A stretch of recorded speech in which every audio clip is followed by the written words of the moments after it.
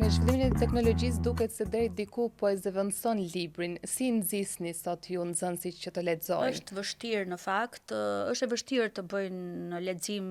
e kam një problem të kahershëm, po sa vin edhe kam më pak duar të ngritura në klasë, them kush e ka lexuar romanin dhe vetëm dikur shifja gjysmën e klasës, tani shoh 3, 4, 7, 10, jam shumë e nderuar nëse janë 10 prej tyre. Që do të thotë që interesi ndaj librit është gjithmonë në rënje. Pastaj detyra ime ose ja kam vënë vetes detyrë që nëse ata nuk lexojnë romanin, t'i çoj unë me të mundësitë e mia te romani, t'i çoj unë te libri, në kuptimin që duhet ta marr në të gjitha dimensionet librin, që nëse s'kan lexuar fabulën, që është normalisht nuk është e njëjta gjë, si ta shohësh në film, si ta lexosh romanin apo veprën, apo t'ja u tregosh atë, nuk është e njëjta gjë, gjithsesi përpiqem që t'i mbetet në mendje një databazë